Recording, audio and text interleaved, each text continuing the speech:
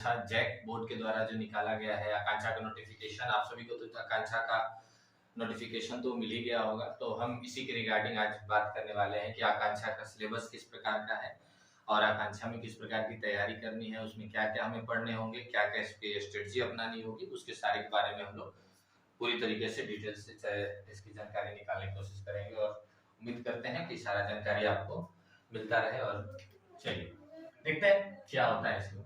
देखिए, सबसे पहले हमें बताया कि देखिए जैक बोर्ड ने आपके लिए एक नोटिफिकेशन जारी किया है कि जैक रांची के द्वारा अभी भी एक नोटिफिकेशन भी आया है। तो उसका एक सिलेबस का हम सारा आपको स्ट्रेटजी समझा दे रहे हैं कि उस सिलेबस में आपको क्या पढ़नी है, कैसे उसकी तैयारी करनी है और कैसे जितना दिन आपके पास है उसमें बोर्ड को, एक तो कि आपके पास सबसे बड़ी बात है कि बोर्ड की भी तैयारी करनी है, तो वो भी आपको ध्यान में रखना है कि बोर्ड के लिए आप कैसे उसको सोचेंगे कि बोर्ड का भी तैयारी होता रहे और साथ ही साथ आपका आकांक्षा का भी तैयारी होता रहे। जहां तक थोड़ा सा हम बेसिक आपका आकांक्षा के बारे में बता दें कि आकांक्षा क्या है। देखिए, झारखंड सरकार ने उसको एक रिवॉल्यूशन लाया है हम लोगों के एजुकेशन के क्षेत्र में, कि जिसने उसमें बताया है कि हम अपने बच्चे को, आखिर आप देख रहे होंगे कि गवर्नमेंट स्कूल के जो बच्चे हो रहे हैं या ज्यादातर हम कहें तो जैक बोर्ड के जो बच्चे हैं वो मेडिकल स्ट्रीम में या फिर इंजीनियरिंग स्ट्रीम में या बड़े बड़े एग्जाम में वो फेलियर साबित हो रहे हैं। तो जैक बोर्ड ने अपने आप से एक डेवलपमेंट लाया कि नहीं, हम एक ऐसा चीज लाते हैं कि हम भी अपने बच्चे को इस प्रकार से मतलब बराबर ले आए, इस लेवल में ले आए जिससे कि वो भी और बच्चों की तरह ही हो जाए। तो उसके लिए जैक बोर्ड ने क्या किया कि आकांक्षा नाम से एक एग्जाम का नोटिफिकेशन लाया है कि चलिए जो बच्चे एग्जाम देंगे और इसमें पास हो जाएंगे उनको हम अपने यहाँ से तैयारी कराएंगे, अपने यहाँ से रख करके उनको मेडिकल स्ट्रीम में, इंजीनियरिंग स्ट्रीम में, जिस और क्लैट 3 स्ट्रीम आए हैं उसके बारे में भी आपको बताएंगे। तीनों स्ट्रीम में हम उनको अपने स्तर से तैयारी कराएंगे और उस तैयारी की बदौलत हम उनसे प्रयास करेंगे कि वो भी मेडिकल और इंजीनियरिंग जैसे बड़े बड़े एग्जाम जो बड़े लोगों के लिए मानी जाती थी, वो अगर आप गवर्नमेंट स्कूल में है तो उससे आप इसकी तैयारी बहुत अच्छे से कर सकते हैं। ओके, आइए इसके बारे में समझते हैं। जैक रांची ने आपको देखा ही है कि जैक रांची ने एक नोटिफिकेशन भी डाला था, आपके स्कूल में भी इसके बारे में पता चली होगी। देखिए, यह जो आकांक्षा का एग्जाम है ये बेसिकली ये आपके स्कूल लेवल का एग्जाम नहीं है या बोर्ड लेवल का एग्जाम नहीं है। हाँ, कहा जा सकता है कि उसी स्तर का है, लेकिन कुछ इंप्रूवमेंट इसमें करने की आवश्यकता है और कुछ इंप्रूवमेंट और इसमें लाना भी होगा और हम भी प्रयास करेंगे, आप भी प्रयास करेंगे, तो मिल करके करेंगे। तो देखिए, ऐसे भी कहा जाता है कि अगर हम सोना को तराशने चले हैं तो सोने की कीमत भी चुकानी होगी और सोने जैसा जलना भी होगा। तो बस उसी को ध्यान में रखते हुए हम इसकी तैयारी को आगे बढ़ाते हैं। आइए, तो जैक रांची ने आपको नोटिफिकेशन दिया कि हम आपको एक आकांक्षा का एग्जाम लेंगे, आकांक्षा का एग्जाम लेंगे। अब देखिए, आकांक्षा एग्जाम जो हमारा है, ये आकांक्षा एग्जाम 2000 हम इसको 22 बोले, ऐसे तो एग्जाम 2023 में होगी। आकांक्षा एग्जाम 2022 के अंदर में कौन कौन चीज को लाया गया है और कौन कौन सी चीजों के बारे में इसमें डिस्कशन हमें करनी है और हम इसी में से, देखिए आप 10th में चले जाते हैं तो ये मान लिया जाता है कि 10th के बच्चों का इतना अंडरस्टैंडिंग डेवलप हो जाता है कि वो ये जान सके कि उन्हें किस फील्ड में आगे बढ़ना है या उनका एम क्या है या वो कहाँ जाना चाहते हो, क्या बनना चाहते हैं। तो देखिए, क्यों आखिर झारखंड सरकार ने मेडिकल स्ट्रीम को चुना है, इंजीनियरिंग स्ट्रीम को चुना है और क्लैट एग्जाम को चुना है, इसके पीछे का सबसे बड़ा बात यह था कि आज तक ये देखा जा रहा है कि इन एग्जामों में सीबीएसई के बच्चे, आईसीएसई के बच्चे ज्यादा अच्छे से हो रहे हैं और मतलब एक तरीके से कहें पैसे वाले बच्चे हो रहे हैं और गवर्नमेंट के बच्चे थोड़े इसमें नहीं आ रहे हैं, या कह सकते हैं गरीब बच्चे इसमें पास आउट नहीं हो रहे हैं या पास नहीं हो रहे हैं। तो उनके लिए एक स्ट्रेटजी अपनाई जाए और उनको इस एग्जाम के तहत लाया जाए, तो उसका नाम इन्होंने दिया आकांक्षा एग्जाम 2022। इस बार इसमें एक टैग थोड़ा सा जोड़ दिया गया है और टैग में जोड़ा गया है जूनियर। देखिए, आकांक्षा जूनियर एग्जाम 2022 लिया गया। जूनियर क्यों कहा गया? क्योंकि इसके अंदर में इस बार जो जैक बोर्ड ने जारी किया है वो 7 क्लास के बच्चे के लिए, 8 क्लास के बच्चों के लिए, 9 क्लास के बच्चों के लिए, और ये 9 वो बच्चे हैं जो अभी 10th में चले गए हैं। ये नहीं कि अभी 9th का मतलब कुछ और आप सोच रहे हैं, ये 9th का मतलब वो बच्चे जो अभी 10th में चले गए हैं और ये 8 वाले 9 में है, 7 वाले 8 में है ना, और 6 का जो बच्चा है वो अभी किस क्लास में है? 7 क्लास में है। तो बेसिकली जो अभी जो 7, 8 और 9 और साथ ही साथ जो अभी 10th क्लास में पढ़ रहा है उन बच्चों के लिए ये एग्जाम लाई गई है। ऐसे इसके बारे में हम थोड़ा सा अच्छा से डिस्कशन भी करेंगे। तो देखिए, इस एग्जाम में जो हमारे पास सबसे बड़ा बात है, इसे हम कैसे तैयारी करें, ये बात हमारे लिए महत्वपूर्ण है कि हम इसका तैयारी को किस प्रकार से अलर्ट करते रहे। तो तैयारी करना है तो पहले इसका सिलेबस जानना होगा अच्छे से, या ये एग्जाम क्या है, किस प्रकार से ये एग्जाम आपके पास आएगी, इस एग्जाम का फेस कैसे करेंगे, वो सारी चीजें हमें यहाँ पर समझने की आवश्यकता है। देखिए हमने आपको बताया तो आकांक्षा जूनियर एग्जाम 2022 लाया गया, इसके अंतर्गत 3 स्ट्रीम को रखा गया ना। पहला स्ट्रीम जो रखा गया हमारा, वो हमारा रखा गया मेडिकल स्ट्रीम, ठीक है, ये पहला स्ट्रीम था हमारा कि मेडिकल स्ट्रीम होगी। दूसरी स्ट्रीम जो है हमारा वो क्लैट है, CLAT, ये क्लैट एक एग्जामिनेशन किया गया कि ये दूसरा हो जाएगा, ये पहला मेडिकल हो गया। और तीसरा जो रखा गया वो रखा गया इंजीनियरिंग का एग्जामिनेशन के लिए, इंजीनियरिंग के लिए रखा गया। इसमें कहा गया देखिए तीनों के सिलेबस थोड़े थोड़े एक जैसे हैं, बस तैयारी आपको थोड़ा अच्छा से करना है। जैसे देखिए अगर कोई बायो का मेडिकल स्ट्रीम के लिए आप तो डेफिनेटली समझेंगे कि उसके लिए बायो कंपलसरी है, इंजीनियरिंग स्ट्रीम है तो इसके लिए आप अलग समझेंगे। देखिए 7, 8, 9, 10 जिस क्लास का भी आकांक्षा का एग्जाम हो रहा है वो बेसिकली उसका सिलेबस एक जैसा ही होगा, लेकिन 8, 7, 9 इन लोगों का जो एग्जाम होगा जूनियर में, इसमें थोड़ा सा चेंजेस आएंगे। बल्कि 10th में जो एग्जाम होगा उसमें कोई चेंजेस नहीं होंगे जो आज से पहले होते आ रहे थे। बिल्कुल।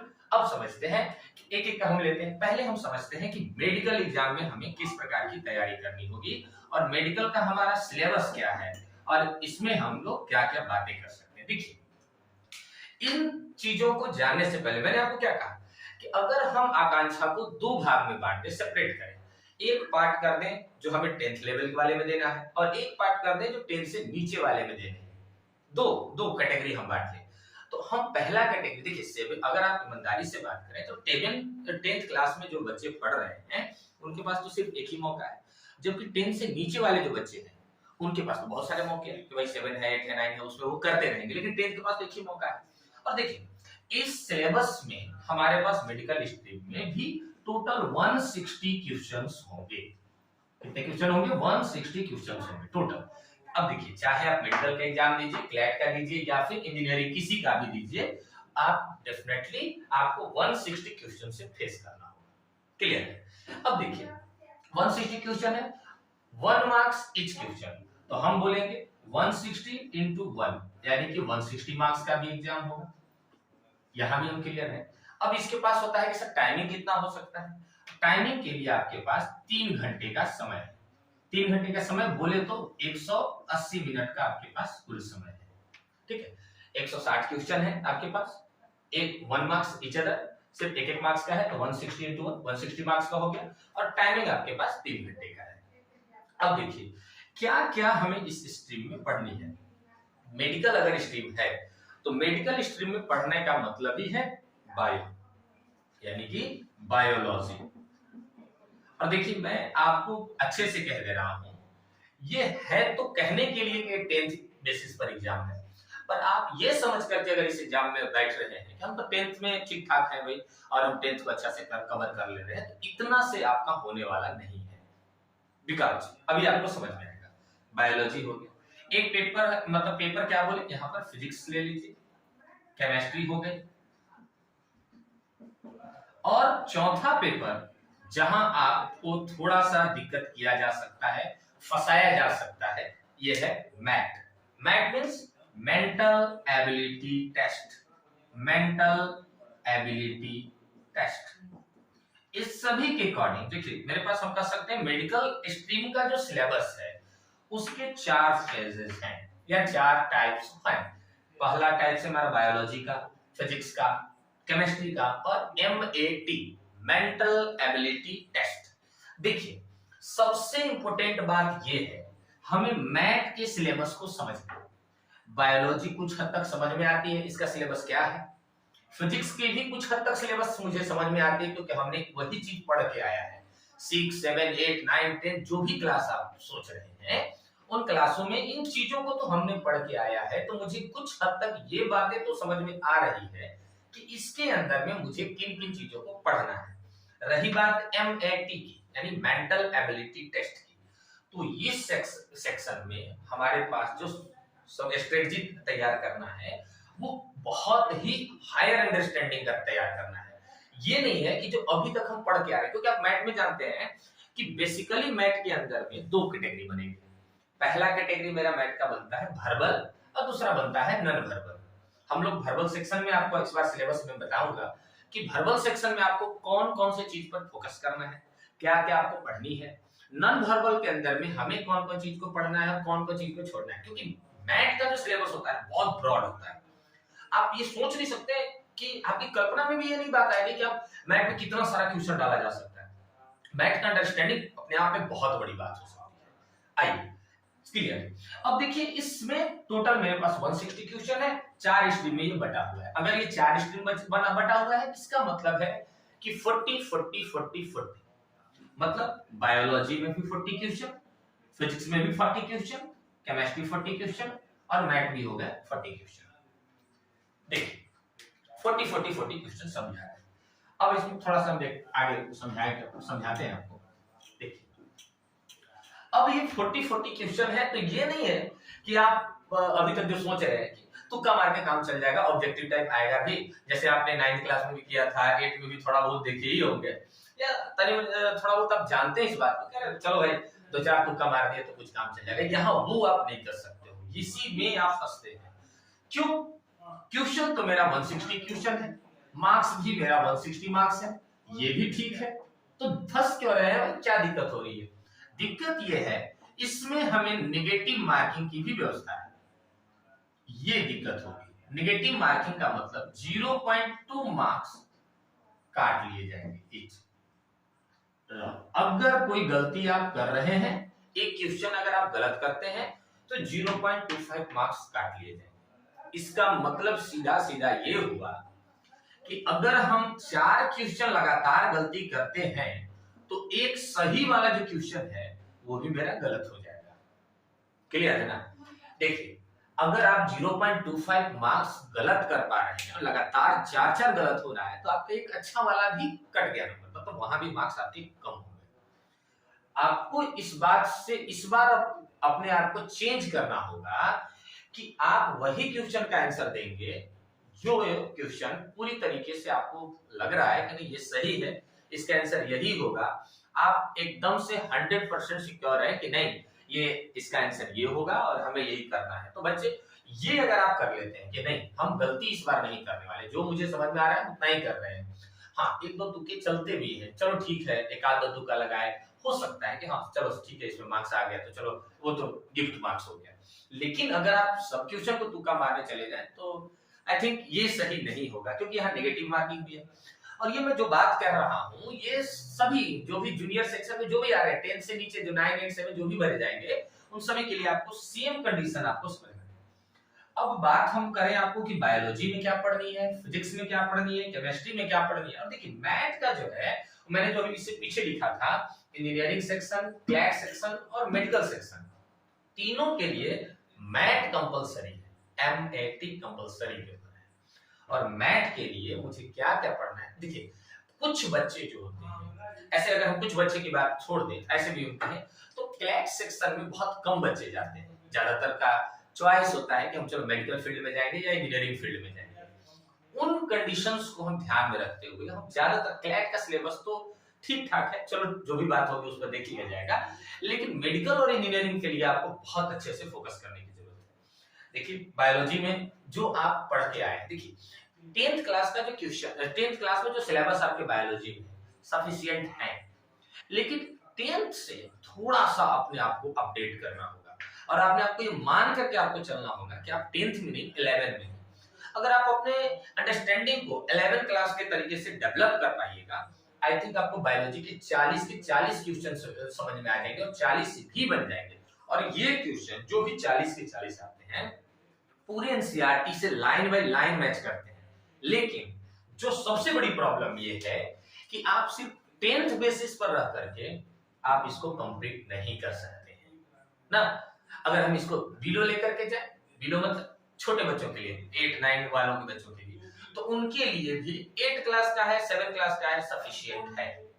पर फिर भी मैं ये कह रहा हूं कि ये वैसा सेक्शन नहीं है, क्योंकि आकांक्षा में पूरे झारखंड के लड़के लगे हुए हैं और उस झारखंड के पूरे बच्चों के में से किसी 40 को लेना है, मुझे 50 को लेना है। तो सोचिए ना कि अगर हम एक अप्रोक्सीमेशन में बात करें तो लगभग 3-4 लाख बच्चे होते हैं। एक अगर 10th की बात करें 3-4 लाख बच्चे होंगे, 3-4 लाख में से कम 50,000 तो बच्चे फॉर्म भरेंगे ही। और उन 50,000 बच्चों में से 40 से 50 बच्चा मुझे चाहिए। इसका मतलब है मुझे तो द बेस्ट बच्चा चाहिए। तो द बेस्ट बच्चा चाहिए तो द बेस्ट क्वेश्चन भी मिलेगा, और उस द बेस्ट क्वेश्चन से लड़ने के लिए स्ट्रेटजी भी तो द बेस्ट चाहिए। और अगर ये वाली जो स्ट्रेटजी अभी आप 9th-10th वाले से आपने चला रहे हैं कि चलो बोर्ड का एग्जाम है, बुक पढ़ लीजिए, काम खत्म, नहीं, ये नहीं हो सकता। इसमें आपको अपने अंडरस्टैंडिंग को यहां से बहुत ऊपर तक सोचना होगा, और टाइम स्ट्रेटजी अपना करके कि आपको टाइम भी देखिए, यहाँ लिमिट टाइम है आपके पास। और ये 180 मिनट दिखता है कि 180 मिनट बहुत टाइम है, नहीं, ये बहुत टाइम नहीं है। ये वो टाइम है जो आपको सिर्फ एक सोचिए 160 क्वेश्चन 180 मिनट टाइम है ओनली। अरे 10-20 मिनट तो ओएमआर भरने में ही से लग जाएंगे। आपको आधा दिमाग लगाना रहता है ये हो क्या नहीं क्या नहीं, तो मेरे हिसाब से 20 मिनट तो लॉस बचते हैं 160 मिनट ओनली। और इस 160 मिनट के अंदर में यानी 1 मिनट में एक क्वेश्चन करना होगा, उसको गोला भी करना होगा वो, और उसको समझना भी होगा। उस अगर मैथमेटिक्स है तो कैलकुलेशन भी करने होंगे। फिजिक्स देख रहे हो यार, फिजिक्स भी वही कैलकुलेशन बेस्ड होता है। आप एनसीईआरटी की बुक से सिर्फ पढ़ोगे ना, सिलेबस में से देख लो, जो हमारे 10th का सिलेबस है बहुत ज्यादा नहीं है, बस थोड़ा थोड़ा पढ़ लेते हैं, काम निकल जाता है। लेकिन हमें बहुत चीज चाहिए, तो बहुत चीज के लिए इसके न्यूमेरिकल्स भी आएंगे, केमिस्ट्री में भी आएंगे, बहुत सारा पढ़ना होगा आपको। आइए तो देखिए, बायोलॉजी में 40 क्वेश्चन आपको करने हैं, तो ये सिर्फ 10th बेसिस पर नहीं करने हैं। ओके, ये आपको 10th अपने आप को 11 तक सोच करके चलना है कि हम 10th में भी कर रहे हैं और 11 भी पढ़ रहे हैं, तो आपकी बायोलॉजी अच्छी होगी। ठीक है, मैं इसके लिए एक बुक अपने मन से रिकमेंड करना चाहूंगा कि अगर आप चाहें, अगर आप कभी कि वो बुक आप पढ़ें, ऐसे तो मैं पढ़ाऊंगा ही, तो एक बायोलॉजी की एक्साइलोपीडिया की बुक आती है अरिहंत पब्लिकेशन की। बायोलॉजी में अरिहंत पब्लिकेशन की एक बुक है जिसको मैंने पढ़ा, काफी मुझे अच्छा लगा वो। और मैंने उसमें देखा कि बायोलॉजी, फिजिक्स और केमिस्ट्री तीनों सेक्शन उसके बहुत अच्छे से एक्सप्लेन किए गए हैं, और वहां से क्वेश्चंस आए भी थे जो अभी आपके पास, जो आप देखे होंगे कि अभी जो प्रीवियस ईयर का क्वेश्चन है, तो उसमें मैंने देखा कि कुछ हद तक वो ठीक ठाक बुक है। मैं ये नहीं कह रहा हूं कि 100% वो बुक बहुत अच्छा है कि आप पढ़ लो बस उसी से आ जाए, ये नहीं हो सकता है। पर अरिहंत पब्लिकेशन की एक्साइलोपीडिया, मैं फिर से बार-बार दोहरा रहा हूं, एक्साइलोपीडिया बहुत अच्छी बुक थी, मैंने अरिहंत का बुक पढ़ा था, वो बुक। तो वो बुक आप पढ़ते हैं, मेरे पास अगर वो बुक होगी तो मैं दिखा रहा हूं आपको, अगर यहाँ बुक हो मेरे लाइब्रेरी के अंदर में तो हम दिखा सकते हैं।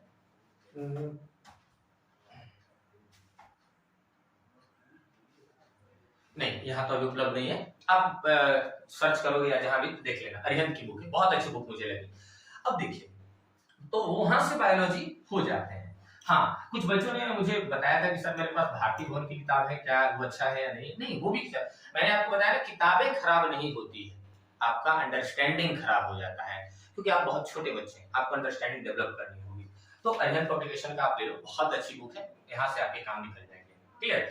अब देखिए, बायोलॉजी सेक्शन है तो 10th बेसिस पर पढ़ना है, मैंने आपको कहा है। तो यह जो अगर बोर्ड सिलेबस भी अगर आपको देती तो 10th बेसिस का सिलेबस देगी। जैसे 10th में जो जो आपके पास सिलेबस है या जो भी चीजें हैं उसके बारे में आप जान ही रहे हैं, तो सारा चीज वही सिलेबस रहेगी। फिजिक्स में वही लाइट चैप्टर पढ़ना है, ये जो भी पढ़ना है, जो भी आपके पास चैप्टर है वो सारा चैप्टर उसी में चलते रहेगा। मैं बार बार कह रहा हूँ, आकांक्षा में आप ये नहीं सोचेंगे कि हम 10th क्लास में पढ़ रहे हैं, हम पढ़ रहे हैं 11।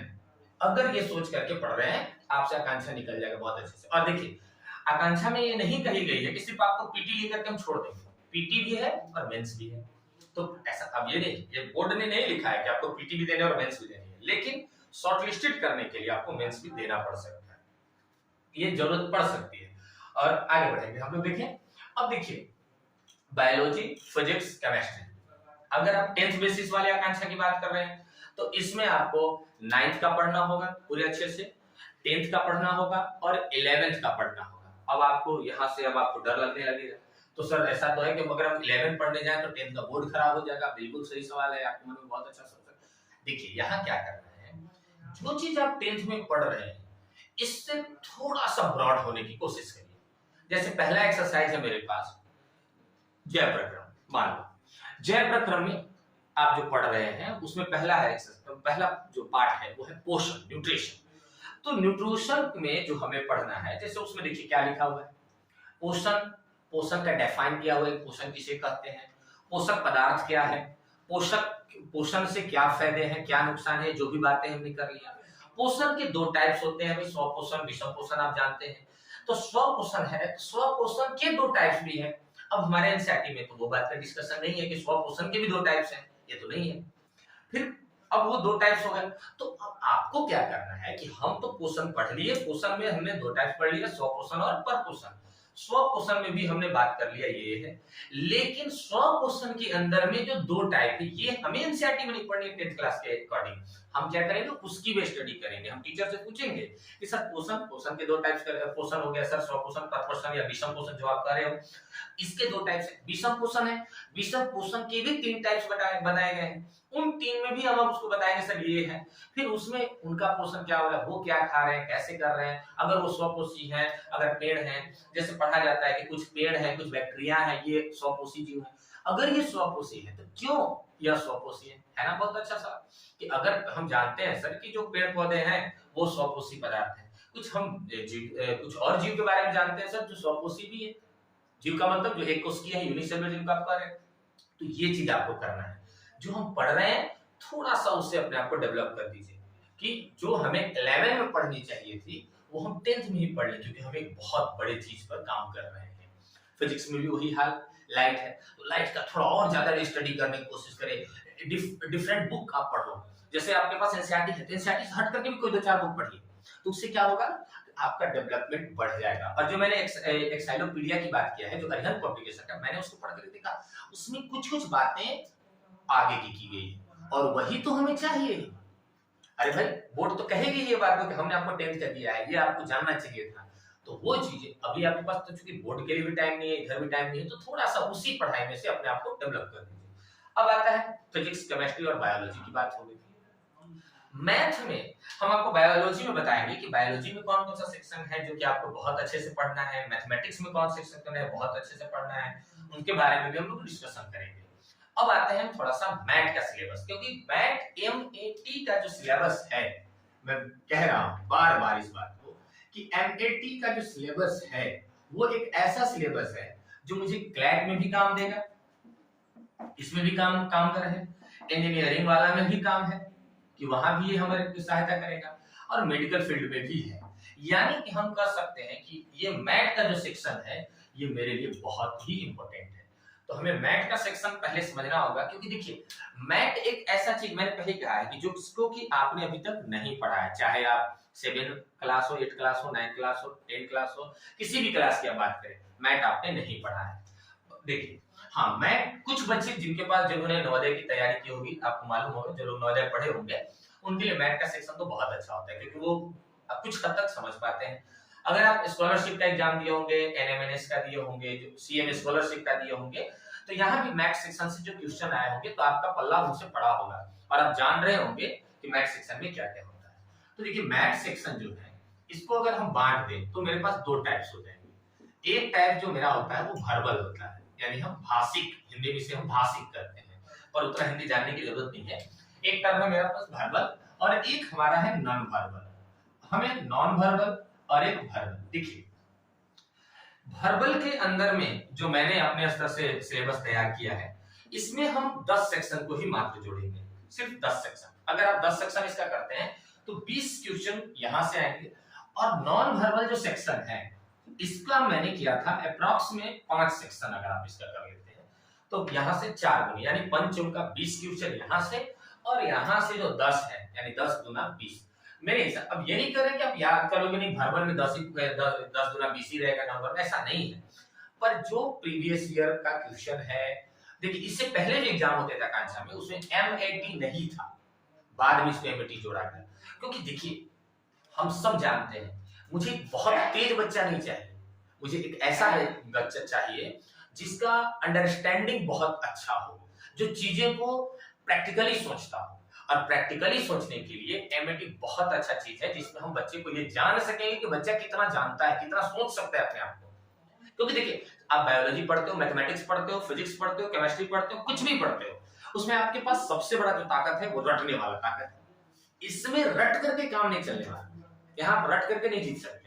इसके लिए आपको अंडरस्टैंडिंग डेवलप करना होगा, बौद्धिक क्षमता विकास करना होगा, और बौद्धिकता का जो विकास करना होगा तो कहीं ना कहीं से आप जब सवाल पढ़ेंगे, उसके बारे में सीखेंगे, तब जाकर के और बात एक अलग टॉपिक से हट करके अगर हम बात करें तो आप इस चीज को बढ़िया से सोच लीजिए कि आपका सिलेक्शन हो या न हो, आपके अंदर में एक चीज का जज्बा एकदम से भर जाएगा कि अब मुझे भी कुछ करना है।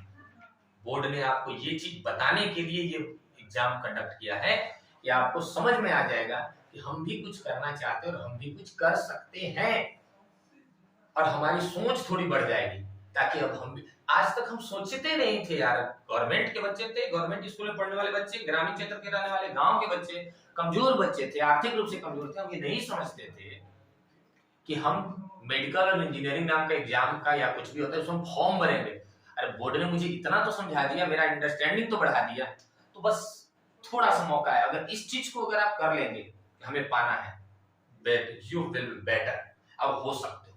आइए वर्बल सेक्शन जो हमारा भाषिक सेक्शन है, इसमें छोटे छोटे चीजें आपको बढ़िया से समझनी होगी। जैसे वर्बल में पहली बात जो होती है वो होता है series test. Series test Hindi में कहें तो श्रेणी क्रम के लिए बात करेंगे, श्रृंखला कहेंगे या फिर श्रेणी क्रम कहेंगे।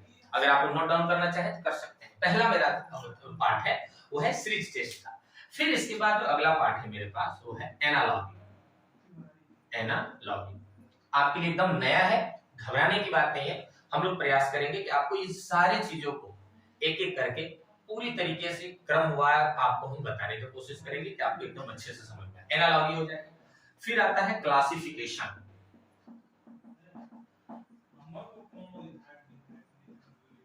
क्लासिफिकेशन ठीक है। इसके बाद जो मेरे पास है कोडिंग डिकोडिंग। Coding decoding. अब कोडिंग डिकोडिंग देखिए अगला मेरे पास सेक्शन है कोडिंग एंड डिकोडिंग।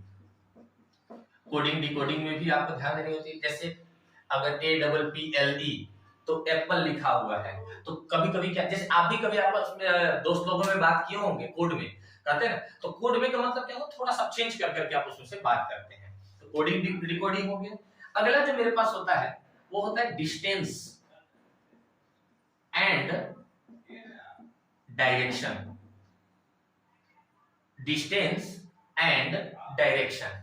डिस्टेंस का मतलब होता है, अगर मान लेते हैं कि जैसे इसमें आपको ऐसा समझना कि राम घर से पूरब दिशा की ओर 10 किलोमीटर चलता है, फिर इसके बाद वो बाएं मुड़ जाता है, 5 किलोमीटर चलता है, फिर कुछ देर चला, चलने के बाद फिर वो दाएं मुड़ गया और फिर 10 किलोमीटर चला। तो बताइए कि वो राम अपने प्रारंभिक बिंदु से कितनी दूरी पर है, या वह अपने प्रारंभिक बिंदु से किस दिशा की ओर है।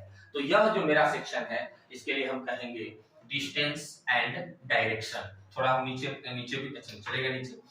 फिर अगला होता है blood relation. Blood relation. Blood relation. Blood relation आप जानते ही हैं। जैसे अगर हम पूछेंगे कि बताइए कि राम नाम का एक लड़का है, वह किसी अन्य व्यक्ति से या किसी व्यक्ति से बोलता है कि देखो भाई, वह व्यक्ति जो है वह मेरे चचेरे भाई का या वह मेरे भाई का बेटा है, तो बताइए उसके साथ राम का क्या संबंध है। तो यह ब्लड रिलेशन हो गया, जिसमें हम लोग अपने रक्त संबंधी जो बातें होती है उसमें हम लोग करते हैं। एक चीज इसके नीचे हम लोग लिखेंगे जो थोड़ी सी बात है, वो cube and disc. Cube and disc. Cube and disc में हमारे पास क्या होता है, जैसे हम एक क्यूब दे देंगे और क्यूब में से कुछ पार्ट को आपको दिखाएंगे कि यहाँ 1 है, यहाँ 4 है, यहाँ 3 है, यहाँ 2 है, बताओ कि इसके पीछे क्या होगा। या क्यूब आप देख रहे हैं 3 डायगोनल फिगर होते हैं, उसमें आपको यहाँ पर बतानी होती है कि देखिए ये फिगर है, इसके बाद इसमें हमें क्या होगा, या यहाँ के बाद हम नीचे वाला क्या होगा, इसके पीछे वाला क्या होगा, उसमें हमें समझने की जरूरत है और उसमें हम लोग इसमें सीखेंगे। अगला जो मेरा होता है वो वेन डायग्राम। वेन डायग्राम, ये वेन डायग्राम बहुत इंटरेस्टेड होता है। और कमाल की बात देखिए, वेन डायग्राम में अगर आप एक बार अच्छे से समझ लेते हैं, वेन डायग्राम बहुत अच्छे से बन जाएगा। वेन डायग्राम में आपको कुछ नहीं सोचना होता है, जो आप कर रहे हैं उसी को थोड़ा सा अच्छे से बता दीजिए, सोच के बनाइए क्या कर रहा है, यहाँ क्या कर रहा है, इसमें कैसे कर रहा है, यानी यह पूर्णतः तार्किक प्रश्न होता है। क्लियर, एकदम से इसमें तर्क संबंधी कुछ बातें होती है जो आपको बहुत अच्छे से क्लियर करना होगा। अगला जो मेरा टाइप्स होता है, इसमें हमें जो पढ़ना है order and arrangement, order and arrangement, Venn diagram से GRAM, अरेंजमेंट।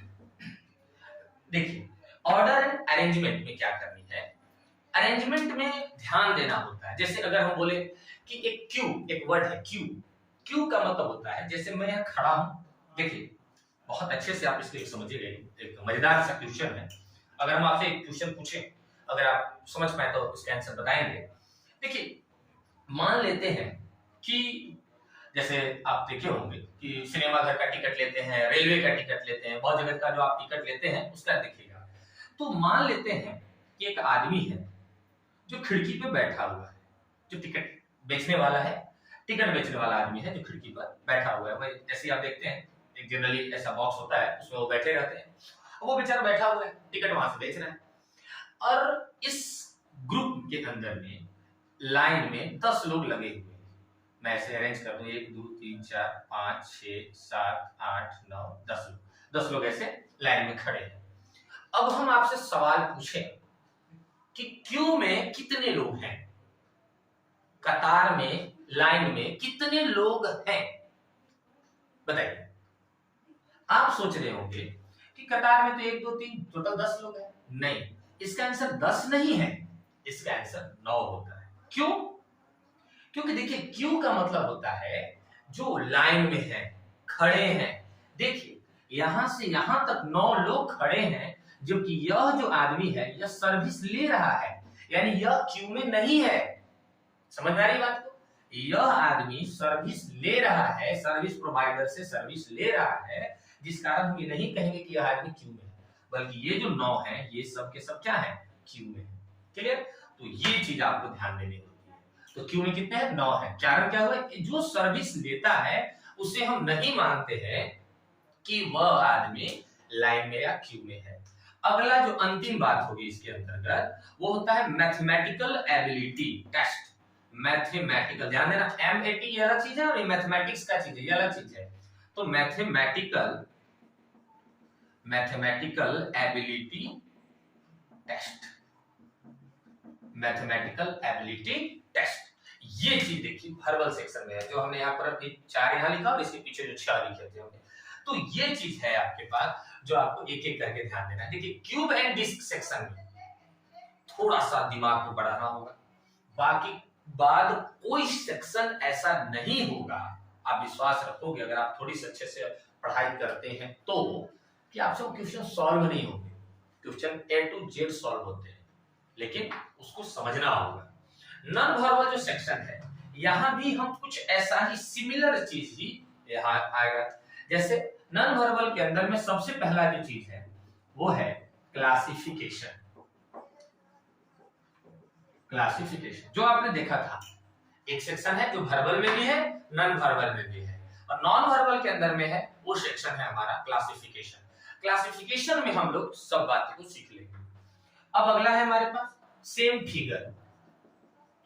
सेम फिगर, और देखिए ये जो आपको लिखे जा रहे हैं आप जोड़ करके देखना, अगर आप नवोदय 5वीं कक्षा का एग्जाम दिए होंगे ये सारा चीज उसमें आएगा। सेम फिगर याद करिए, उसमें क्या होता था, मैं यहाँ इरेज कर रहा हूं कि आपको कोई फिगर दिए जाते थे। ऐसा मान लेते हैं एक फिगर दिया गया, सपोज हमें सिर्फ समझाने के उद्देश्य से ले रहे हैं, ऐसा कि देखो एक फिगर है, बताइए कि इन 4 में से, जो 4 बने रहते थे, इन 4 में से इसके जैसा कौन सा फिगर आ रहा है। बिल्कुल, ये आपके पास बहुत सारे ऐसे रैंडमली आप देखे ही होंगे ABC। अब आपको देखना है इसके जैसा कौन सा बैठ रहा है, आंसर आ जाएगा आराम से। इस सेम फिगर के अंदर में ही आपके पास एक और होगा जो याद होगा। जैसे मान लेते हैं कि आप क्वेश्चन हम आपको दे दिए कि बताओ एक फिगर ऐसा है, तो बताइए कि निम्न में से कौन सा फिगर होगा जो उसे भर देगा। तो ऐसा भी हो सकता है, ऐसा सवाल दे दिया सेक्शन A लेकर के, फिर दे देगा कि चलो ऐसा ऐसा बताओ, इसके अंदर भी बता फिगर कैसा होगा, ऐसे ऐसे मतलब जो सेक्शंस होंगे, मतलब इसको हम किस में फिल करा देंगे कि ये एक पूरी तरीके से पूरा फिगर बन जाएगा। तो हम ये देखो सेम फिगर तो है, लेकिन सिर्फ सेम फिगर से कुछ नहीं देगा, यहाँ से आपको इस सेम फिगर के अंदर भी 4-5 सेक्शन आपको डेवलप करने होंगे। अगला मेरा जो होता है वो होगा series test. Series test, series test के अंदर में क्या आपको करना है, जैसे सीरीज टेस्ट में आप क्या करते हैं, कुछ क्वेश्चन दे दी, जैसे हम बोले 1 2 3 4 5, बताइए अगला नंबर कौन सा होगा। बिल्कुल आपको मैंने तुरंत होगा 1 2 3 4 5, चलो 6 हो, क्योंकि सर यहाँ से 1 1 1 1 का डिफरेंस है, आराम से हो जाएगा। अब इसको सोचने वाले लड़के कुछ और तरीके से सोच सकते हैं, कुछ बच्चे तो ऐसा सोचेंगे एक का डिफरेंस, कुछ बच्चे सोचेंगे नहीं, यहाँ से देखिए 2 बढ़ा फिर 2 बढ़ा, ध्यान दीजिए वर्ड पर क्या बोलते हैं कुछ बच्चे, यहाँ से सर 2 बढ़ा, यहाँ से 2 बढ़ा, और यहाँ से भी देखिए सर यहाँ से 2 बढ़ा फिर क्या बढ़ेगा 2 बढ़ेगा। ये चीज मुझे डेवलप करनी है, जबकि ये डेवलप नहीं करना, 1 2 3 4 बढ़ गया हो गया सर, इतना आसानी से सवाल देने वाला नहीं है। ठीक है, अगला जो मेरा सीरीज टेस्ट तो हो गया, इसके बाद है एनालॉगी।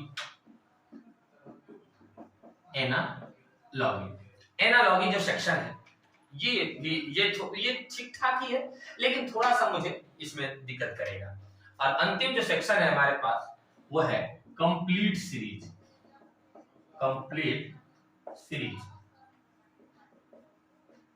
कंप्लीट सीरीज ये चीज है आपके पास। तो ये आपका नॉन वर्बल सेक्शन में आप सिर्फ 5 सेक्शन को कंप्लीट करो नॉन वर्बल सेक्शन का, और वर्बल सेक्शन में जो हमने 10 सेक्शन आपको बताए हैं उन 10 सेक्शन को आप अच्छे से करें, तो ये जो कंप्लीट करने में मैथ का जो आपको टाइम लगेंगे, लगभग आप अच्छे से कंप्लीट करते हैं तो 30 दिन में आप कंप्लीट कर लेंगे इसे। 10 इधर है 5 इधर है 15, अगर हम इसको मल्टीपल ऑफ 2 करें, ऐसे तो करना उचित नहीं माना जाएगा, क्योंकि हम टाइम अगर हम इसी में ज्यादा ले लेंगे तो फिर इधर का भी पढ़ाई हमारा थोड़ा सा पीछे होगा। तो आपको इससे कंप्लीट करने का सोचना है, और ये सभी बच्चों को कंप्लीट करना है, चाहे वो आकांक्षा जूनियर सीनियर किसी ग्रुप में जाए। और इससे आपको फायदा होगा कि इसका तैयारी अगर आप बहुत अच्छे से मैथ सेक्शन का कर लेते हैं तो आगे की जो भी कॉम्पिटिटिव एग्जाम्स होते हैं उसमें इनका बहुत बड़ा योगदान होता है। ओके, तो हम आपको अगले 1-2 दिन के बाद से रेगुलर क्लास हम आकांक्षा का शुरू करने वाले हैं। तो मे भी पॉसिबिलिटी है कि 2-4 दिन के अंदर अंदर हम लोग पूरे सेक्शन इसका जो भी है, जिसमें बायोलॉजी सेक्शन है, मैथमेटिक्स का सेक्शन है और क्लैट का जो सेक्शन है, देखो क्लैट मेडिकल में तो आपको मालूम है मैथ बेसिस हो गया, बायोलॉजी के अंदर में मेडिकल है कंप्लीट हो गया कि हमें मेडिकल जाना है बायोलॉजी जानना होगा। क्लैट का जो सेक्शन है ना बहुत अच्छे से बनाया गया है, इसका मतलब है कि उसमें मैथ भी है, बायोलॉजी भी है, फिजिक्स है, केमिस्ट्री है, मैथ है, हिंदी जो बोलना है बोल दो, सारा चीज उसके अंदर है। लेकिन हाँ 8 के नीचे जो हम जाते हैं 7-8 इसमें जाएंगे, अभी इनका सिलेबस बहुत अच्छे से नहीं आया है और लोग इसको समझ नहीं पा रहे हैं कि बहुत अच्छा सिलेबस इसमें क्या क्या जोड़ा जा सकता है। आई थिंक ये सारी चीजें तो आएंगी उसमें, हमें लगता है उसमें हिंदी सेक्शन से भी कुछ चीजें जोड़ी जा सकती है, जिसमें आपका गद्यांश होता है, कुछ व्याकरण से संबंधित प्रश्न आ सकते हैं, तो हिंदी सेक्शन जोड़े जा सकते हैं, इंग्लिश के सेक्शन भी जोड़े जा सकते हैं, ग्रामेटिकल पार्ट जोड़े जा सकते हैं, और उसमें वही गद्यांश वाला पद जोड़ा जा सकता है। तो वहां भी आपके ही ऐसे इसी प्रकार के भी क्वेश्चन आएंगे। तो देखिए चूंकि आकांक्षा जो 10th वाला है इसको हम लोग अच्छे से इसलिए समझ पा रहे हैं, जो अच्छे से हम कर पा रहे हैं, क्योंकि इसका एग्जाम अभी 2-3 बार पिछले बार हो चुका है, तो मुझे पता है कि 3-4 साल का सिलेबस किस ओर जा रहा है। मैंने आपको बताया मैथ का जो सेक्शन था पहले नहीं था, अभी आया है, ये फर्स्ट टाइम आया, ये आपसे पिछले वाले क्लास का और इसके बाद आप में है। तो आई थिंक हम लोग जल्दी ही इस पर पूरी क्लास शुरू करेंगे। Okay that's